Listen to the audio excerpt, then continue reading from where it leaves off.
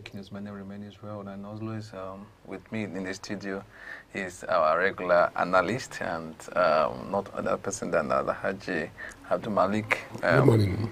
Good morning, Doctor. Good morning, sir. How are you? I'm good. Are you? With the whole trending yesterday, and I mean researches and all of that. So, what's going on?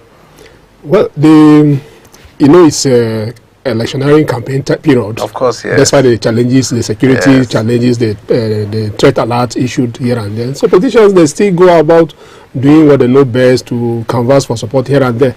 We saw from Makurdi, whereby the so-called 5G governors, they were with Governor Otom yesterday in Makurdi, and Otom categorically, His Excellency Governor Otom categorically came out and stated that, look, he is not for Atiku. And he gave reasons why he... Don't you think that's a political statement? It's if you follow what is happening in Benue, it's right from 2017, from the incidences of the Fulani headers and yes. You understand? So he gave the reason. He said his reason is because of that. But the fact is that in 2019, there was a Fulani attack in Benue. But he came out and supported Atiku then in 2019. It means his decision not to support him this time around is as a result of probably what happened in the PDP primaries. You discover that Governor Nwogu decided to back out from anything that has to do with PDP, and he now carried along the other 4 governors that are standing with him.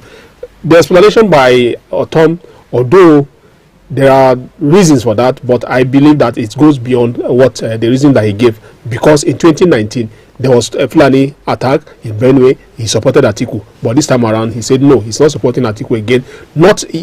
Apart from Atiku, he said categorically, he stated that he's not supporting any Fulani man to become president of Nigeria. All right, so thank you so much for joining us this morning, and don't forget to follow us on all our social media, on all of our social media handles, and official at Spheric, that will be on our Facebook, on our Spheric News, on Instagram as Spheric News again, and at Spheric News again on our Twitter page. Do not forget to join us or follow us. Do not forget to read more about stories and updates, breaking news on www.asfericnews.com. I repeat, www.asfericnews.com. In case you want to join us on this conversation and you want to comment or share your view on this conversation, do not forget to call us on WhatsApp. Please, WhatsApp calls only. +234 8099998117, and I repeat, +234 8099998117. Today, this morning, we are going to be discussing our regular national newspaper headlines. And first to read this morning is on Daily Trust newspaper. So in Daily Trust newspaper, we have Kwankwaso joined Obi on dialogue as Tinubu Atiku unveil strategy. All options to Asiwaju, Kayamo, that is versus Kayamo, don't negotiate with terrorists, ex-AIG. We also have CJN to judges, don't betray Nigerian trust on 2023 election matters. INEC, we are battling 600 pre-election case. How would they? Well, 600, yeah. If we decide to go from, let's take it from the INEC challenges that they are, if they say they are battling 600 cases, they are right. You understand? Because we are talking about all the pre-election cases yes. Starting from all that transpired within National Assembly, the National Assembly primary and all that. You understand that in all these primary internal election that was conducted within the party, INEC must be there to supervise the process of the election and the conduct before accepting the result. So if any aggrieved party decide to sue the party, that is the political party, they will join INEC too in their defense. So in that case now, you now discover that INEC is, take for instance like the issue of Yobe North senatorial candidate, whereby the current Senate President Ahmed Lawal was a contestant and he lost out. INEC was joined in the case, and INEC now came out. INEC had wanted to now recognize Ahmed Lawal, but the other guy that eventually court declared as the winner, Bashir Machina, he joined INEC. So if INEC come out to say that, look, they are battling with 600 cases, it means they are facing serious challenges. And you discover that each time that they went to court, the court processes involve spending money. They have INEC have their lawyers. They must make sure that they motivate their lawyers to represent them in every of the 600 cases. This is capital draining. Well, it's really sad that it's like this, but it's better that candidates decide to take the legal process to seek redress instead of taking laws into their hand to, like, you understand. So that is the case. The court process is in order. The court process is what is obtainable within the law. So if INEC is complaining that they are battling 600 cases, what is required from them is to brace up for the challenges and face the law as it is. So let's just also look at the NJC as well. Well, the fact is that lawyers, I mean, not just lawyers, the judiciary, the entire ambit of judiciary has a very critical role to play in the success of election. Let's not forget that it's not about the tribunal alone.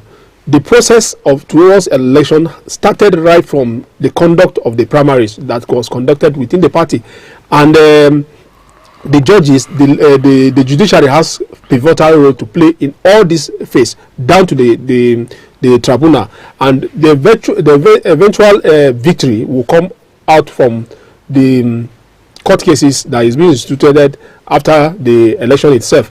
So the success behind it, it's all from on the judiciary. If they decide to make it a very credible one, what their decision matters in this case. So, like the NJC decide to warn the judges, they are just telling them to, like, sit on your toes and make sure that you do what is right, because Nigerians are watching you. Apart from Nigerians, we have the whole global world. They are watching on us too, on the outcome of the 2023 election. Most times when we were discussing about 2023 election, people tend to look at the presidency alone. It's far beyond presidency alone. If we decide to have a president, you decide that the three arms must function well. The three arms, when we're talking about the three arms now, we're talking about the executive, the judiciary, and the legislature. People are being canvassing to go to the National Assembly. Those people too, those representatives too, they are part of what make the electoral process okay. So it's not about only the executive. It's all about what transpired within the legislature too. So it's up to us as Nigerians now, as we are gearing towards the 2023 election. Everybody should shine his eye or her eyes to make sure that we do what is right. It's not only about the judiciary alone. The judiciary, they are there to interpret the law.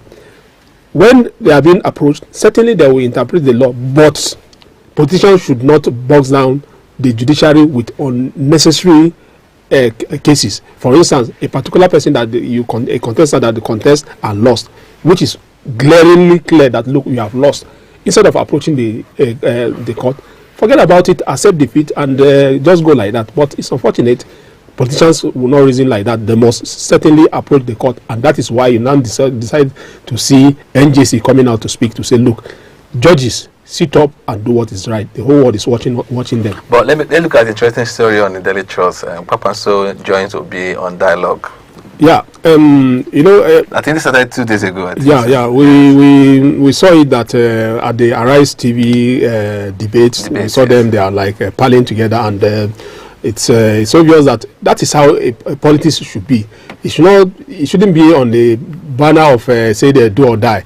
Well, apart from that, again, you now see them that they are trying to, like, dialogue to see if there's a way to, like, you understand, you have some aggrieved, in quote, aggrieved persons, whereby they have now, like, turned their back on Nigeria. If politicians should go after them, there's no two ways about it. We're all Nigerians. If somebody is aggrieved and decide to say, look, I'm not going to be part of this thing, talk to them. When you talk to them, listen to them. For instance, in Southeast, you now have IPOB, whereby they are now, like, government decide to proscribe them to say they are terrorists. No. If you decide to proscribe them, the process of proscribing them too is another problem on its own, because it means somebody cannot identify with them. When you identify with them, it's like you are going contrary to the law. That is what it means. But somebody must talk to them to make sure that there is peace in the land. Not just peace within the election itself alone, but general peace. The peace should be achieved. If we decide to take the process of the dialogue, you discover that a lot of some of these problems will not arise in the first place. But despite all these things, when there is issue of marginalization, there is certainly bound to be issue of people turning back against the system. All right, next also to discuss is on the Punch newspaper. Punch newspaper, we have Buhari seek G7 support. Buhari seek G7 support. Terror. UK wants citizens to avoid 22 states. UK wants citizens to avoid 22 states. Next, that is page 36. Bauchi governor demand Atiku apology. That should be in page 35. Bauchi governor demand Atiku apology. Why not is wrong about restructuring? Ezife said, why not is wrong about restructuring? That is from Ezife. We have 2023 election. INEC lament tough times. INEC lament tough times. Flood overrun 20 INEC buildings. Chairman seek new office. Agency grappled with 600 cases in court, want new equipment. They also have a picture of Ekon-Madu's daughter. Most of us know about the story. Yeah. So Ekon-Madu's daughter in court, she appeared in court. That was yesterday, while Ekon-Madu is still in prison. What is your view on it? Let's focus on the Ekon-Madu cases. His case is really unfortunate because we're talking about a former Senate president. It's not just a senator of the Federal Republic of Nigeria, but a frontline senator that has been there for over, I think, about 12 good years now. If you discover that, if you want to take a comparison between America and Nigeria now, you now discover that such a ranking senator is being accorded some kind of respect. So, but you now discover that it seems as if, although his case that is happening in the UK is more or less like a personal issue that has nothing to do with Nigeria, but it's like the senator is being left alone and he's suffering this alone. By now, we are expecting the federal government of Nigeria to intervene in this case. At least, we don't really know what is transpiring with the UK system. But if we decide to look at it very well, it's like his offense is bailable. If he's bailable, why are they denying him that bail? At least they should give him that bail so that he'll come out and make sure that he do what is right by assembling a team of lawyers that can defend him very well. But he's still in cancellation there, and the next hearing is coming up in May 2023. Meaning, if he's seeking re-election here, automatically he's going to out of the system. That is what it means. Well, from the story is that based on the case yesterday, his daughter was sued by the Metropolitan Police and his wife too. So the case against the daughter is that she lured a young man, a destitute. That is the way they put it. Someone that has a homeless in Nigeria, they lured him down to UK to harvest his organ. Understand? So it's all about. So how possible would that be? Don't you think that agreement within him and the family? Well, you see, it's not all about Ekon-Madu in this case now. According to that particular aspect of the law of the UK, there I have forgotten to quote it verbatim. But what it says is that if you are seeking a donor, it's not about you and the donor himself. It's about doing it the right process, and the right process has to do with copying the authority there, and the authority then will be the people to invite whoever is going to accept to be the donor for an interview. But in this case now, it was a Ekon-Madu agent that decided to ferry this young man down to UK. You understand? And along the line, they said they had an understanding with the young man. Eventually, based on what we are hearing, is that the young man doing tests, it was discovered that his kidney doesn't match with Ekon-Madu's daughter, and there was need for them to now return back the young man. There was several stories around it. So several stories. Yes, there are different stories around it. So, but the bottom line is that Ekon-Madu didn't approach it. That the guy wants opportunity to stay back in UK. So you understand. But the fact is that I don't think nobody have the detail. But as long as the court case will start honestly, certainly we'll hear more about it. But what I know quite okay is that based on the law, Ekon-Madu didn't approach the right process. That young man is over 18 years, but based on what he's saying is that he's underage. But right now, that particular part has been put to rest. So, but the fact is this: it's left for other Nigerians to now to see it clearly that look, as you seek medical tourism outside Nigeria, certainly there are consequences that you must pay for it.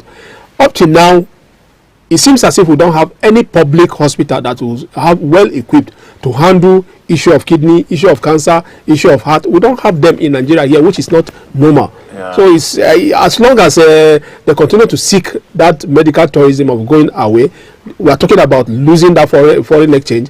And if let's assume that for the past 16 years that the administration of PDP spent in power, if they should have one well-equipped world-class kidney center in Nigeria, I don't think Ekon-Madu will go to that extent of taking his daughter to UK to say, okay, she will go undergo that, let alone to face these current challenges that they are dealing with.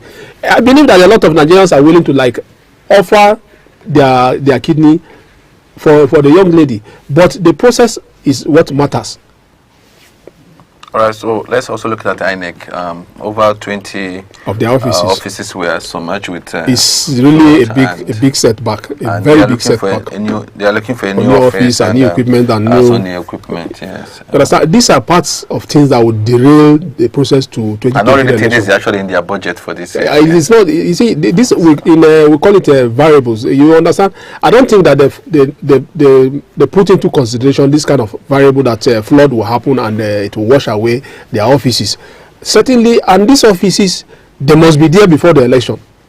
Otherwise, election in those places that are affected will not take place. Apart from that, again, we should look at it. Although some of those flooded areas, we are expecting that the water would recede in the matter of between now and December. But let's not forget that election is just by February. What will happen if this water did not dry up before that time? What will happen? That is the case. It means the Nigerians living around that side will face that difficulty of coming out to vote. Participating. You understand? So it's not the and also what will happen to those who already have been relocated. So it means their polling unit has been certainly INEC has a lot of work to do. Yes. They must ensure that polling unit, provided those people relocated, they must create a polling unit to wherever they are relocated to. If they are in IDP camp, IDP camps should be able to create a polling unit in the IDP camps for them to exercise their franchise. All right, so next to discuss this one will be on the Nation newspaper. So the Nation newspaper, we have women, farmers, artisan orders unit for Tinubu. That is coming. Well, now your drum support. So you see, let's take it from the aspect of farmers.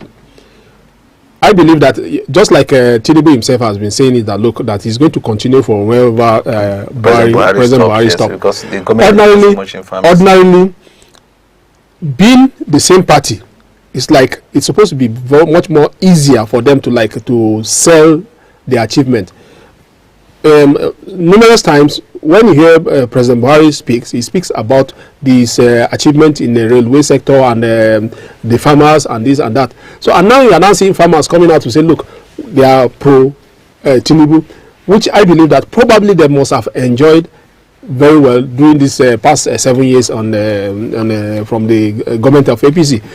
Well, from what we heard from the anchor borrowers and some other intervention within for farmers, a lot has been injected into farming to ensure that we have enough and adequate food supply in Nigeria. But some of this issue, take for instance, like this flood now, it's now like beat back whatever achievement that has been recorded in the past 7 years.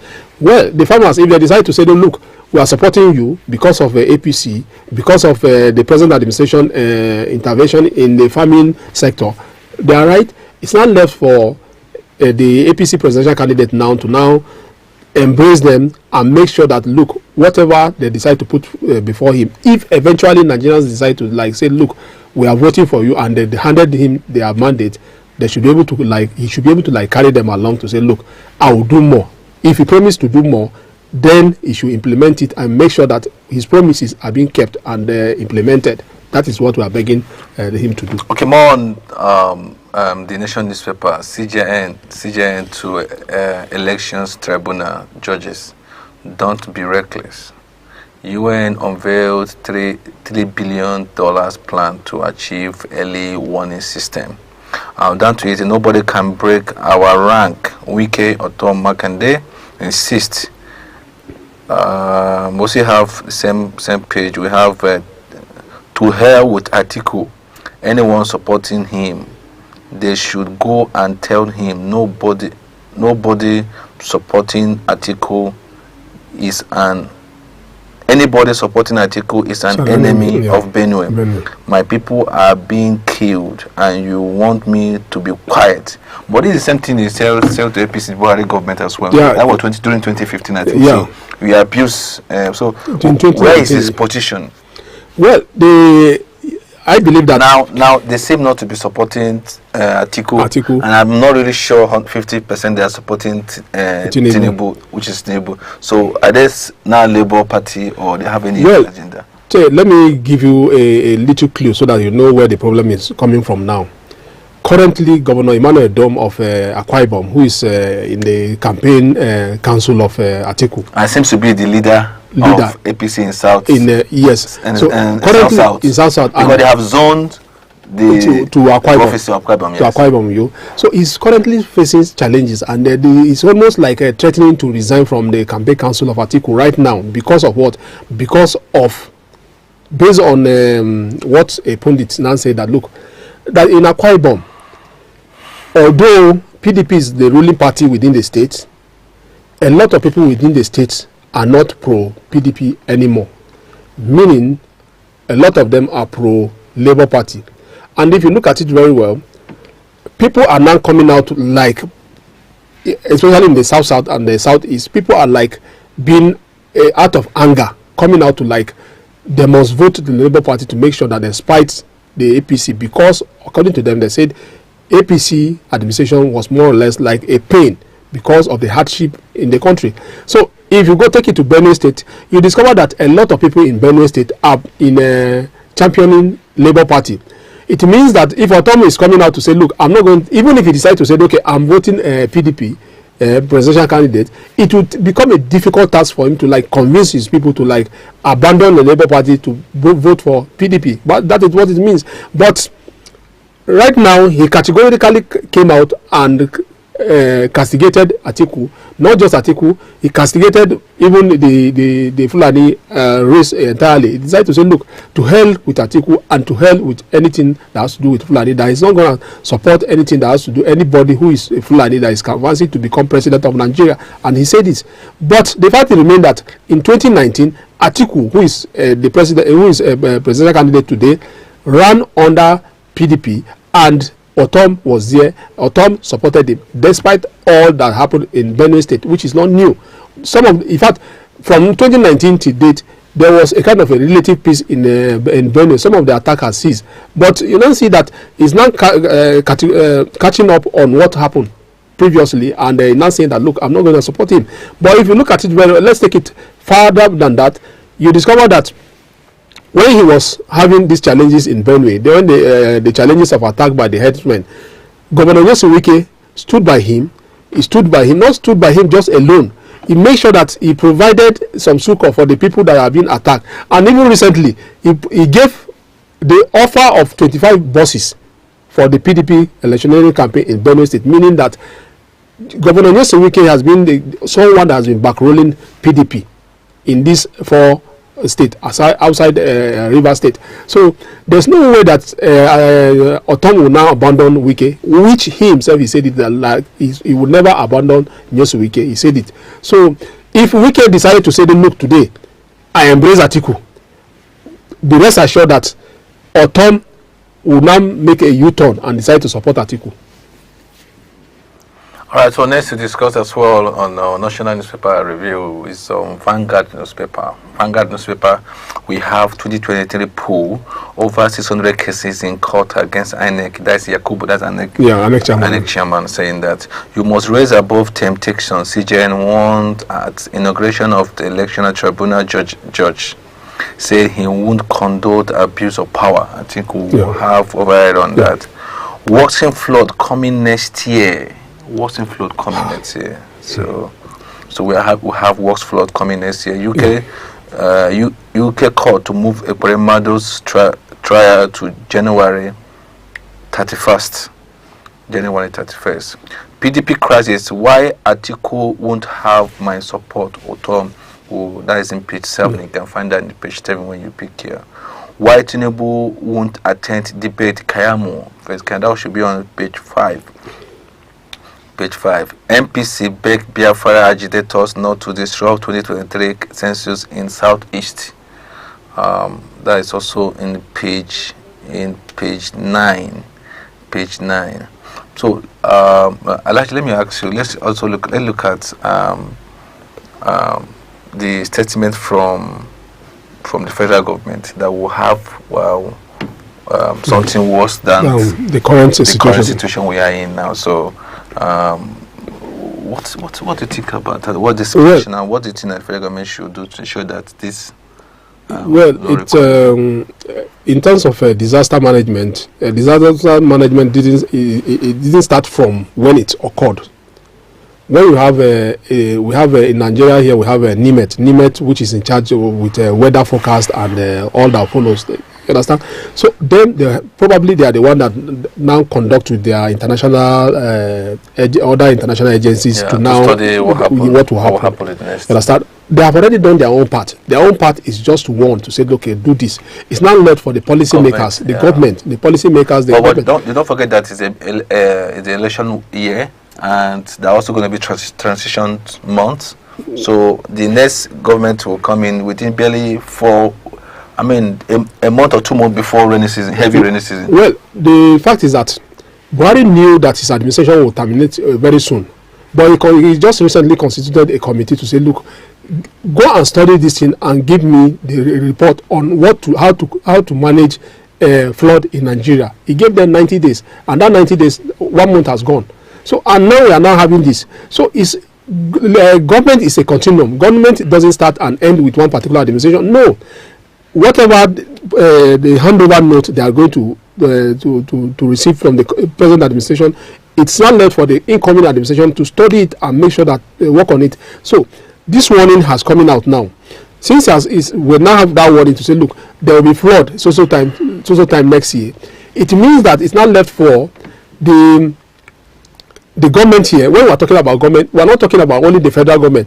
But let's not forget that we have ecological fund. Ecological fund is there whereby all the states governors enjoy this fund. Nobody is even asking them to say, look, what are you doing with the ecological fund? So, and now that we are having this warning, how did we attain to this level to say, okay, there was flood in Kogi, there is flood in Anambra, flood in Delta, flood in Rivers, flood in Bayelsa, flood in Jigawa, flood in Kano. How did we get to this situation that there is a flood in almost about 10 states in Nigeria here?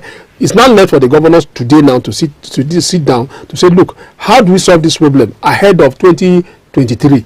You understand? That is what is expected of the governors to do. Whatever thing how they decide to go about it, it's something that they can put it in writing to say, look, the incoming administration will inherit this problem and they will sit up immediately and make sure that they solve this problem ahead of time, so that the people will not encounter the same suffering that they suffered this time around. By the time they wait till that time and will see go through the same process whereby people suffered, it means that government doesn't exist. That's what it means. So the work is not what the warning is, more like a wake-up call. Government should sit up. When we are talking about government, we're not talking about the federal government alone. We're talking about both the state government and the local government. Of course, some people will say local government doesn't exist anymore. Well, it's now between the two tiers of government, the federal and the state government. They must make sure that they close their ranks and make sure that they work together so that Nigerians will not suffer again come 2023 under the same problem of flood. All right, there's to discuss will be on Tribune newspaper. Tribune newspaper, what is on the front page of Tribune newspaper this morning is states in distress. That is 05. You mentioned that was 2 days ago, right? Yeah. 2 days ago, yeah. States in distress. Ekon-Madu daughter appear in court accused of trafficking to harvest kidney for herself. Atiku supporters attacked in Rivers. Atiku supporters attacked in Rivers. FIRS appoint MTN Airtel orders to collect facts. 119 days after Oyo Assembly sealed still vacant. The both story there is flood. Niger Delta reps Ijo elders tackle minister. Bayelsa flood impacted 1.3 million persons, caused 96 deaths, says state government. That is from the government of Bayelsa State. Yeah. Government says NEMA DG blames state for poor response to disaster. Northern farmers recount losses as food crisis loom. You know, that is because if you watch there's no rice and all. State of, there's a picture there, you will see the picture there displayed. State of Southwest Road after flooding. Yeah, that is East-West Road. East-West Road, yes. East-West being Road. washed away around the state of East-West Road after flooding. So some of them are being washed away and people are struggling to make their way around it. Ikoyi building collapse, 2 remaining tower undergoing demolition. Let's just look at the Niger Delta issues, and at the same time the MTN and Airtel that if you send any SMS now, that's 4 naira charges, additional VAT. charges. Yeah, you just see the text 4 naira VAT have been charged. Yeah. So, well, Dr. Israel, I'm weak. I'm weak in the sense that look, some of us that have the macroeconomics background, we will now discover that there's something that we fear most. It's just like now, you are talking about, you have your income is static. You have only 20,000 naira to manage. And now, before now, you are paying like, let's say 4 naira to send SMS on any of the telecom. Now, FIRS is telling them that, look, collect VAT for us. MTN, Airtel, collect VAT for us. You discover that now this telecom will now start charging on each SMS or call. It means that the tariff will increase. That is what it means. And if the tariff will increase, it's still part of that, your 20,000 naira. Probably in that 20,000 naira, you mark only 5,000 naira to say, okay, this is for your data and this is for your call. It means that your tariff now, your calls now take like 7,000 naira instead of 5,000 naira. That is what it means. In economy, there is what we call, there is linear relationship between income and consumption expenditure. It means that your expenditure will now shrink because your money cannot be able to handle that anymore. That is what it means. We are expecting that, look, there is a kind of somehow economic problem in Nigeria. Government agencies, they should have a rethink. Instead of putting more burden on Nigerians, we are expecting them to like have a rethink to say, look, it's not time for us to put more burdens on Nigeria. Instead of more burdens, we should look for a way of reducing their pain. That is what we are expecting from them. But it's really unfortunate that, look, at every time they will come out, they will slam Nigeria with one form of charges or one form of taxes. That is what it means. What happened to the income taxes, whereby the rich, they should target the rich so that the rich, you have a lot of rich men in Nigeria whereby their money, they are not even, most of them, they are not even paying any tax. They can only pay tax when it comes to election period, whereby they will go and get some tax clearance certificate. At the end of the day now, they will not vie for it. But you discover that if you are going to make call, if you are going to send SMS, you are going to pay more. That is what it means. Now, the other part, which is how to do with the flood in the Niger Delta, well, just like yesterday I was telling you that the Minister of Humanitarian and Disaster Management, she made a kind of remark which doesn't befit her status as a Minister of Federal Republic of Nigeria. She said Bayelsa is not the most hard-hit state in Nigeria. That why is Bayelsa complaining?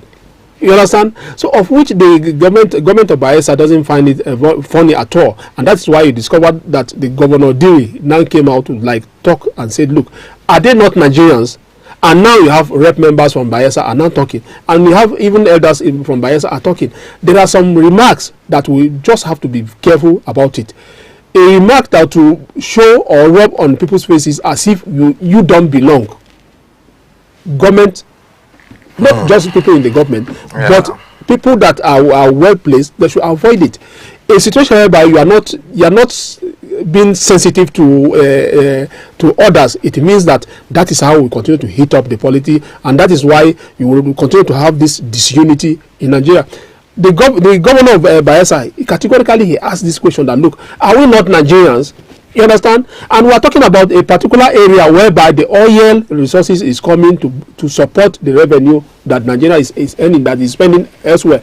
And they are having a disaster. You decide to abandon them. Although NEMA, what the NEMA is saying is that, look, they call on Bayelsa state government to say, come forward and receive, let's partner together on how to distribute these relief materials to the people affected.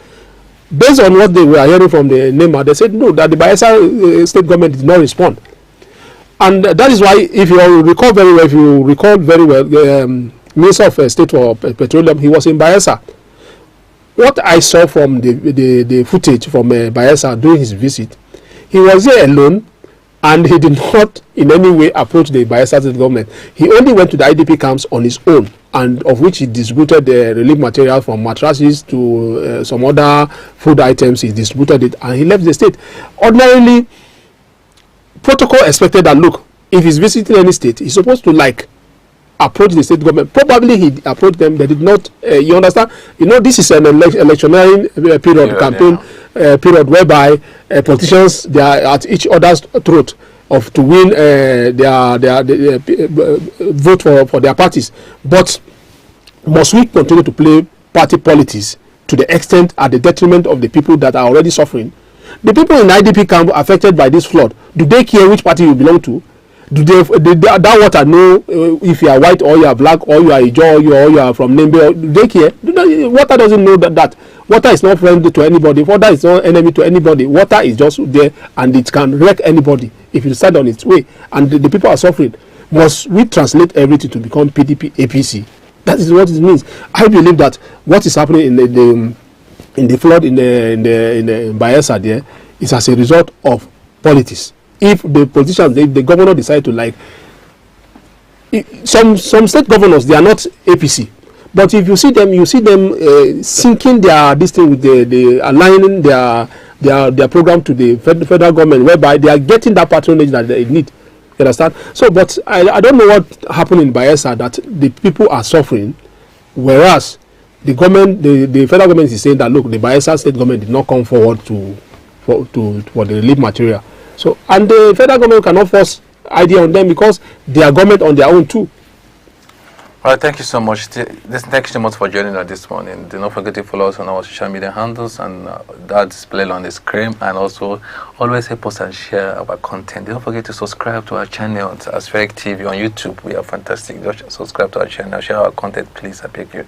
Thank you. Do not forget to follow us. Until next time, we'll come back again on this same program, Morning Review on our national newspapers. Thank you. My name remains Israel, and with me in the studio also remained Alhaji Mustafa Abdul Malik. Thank you so much, and bye for now.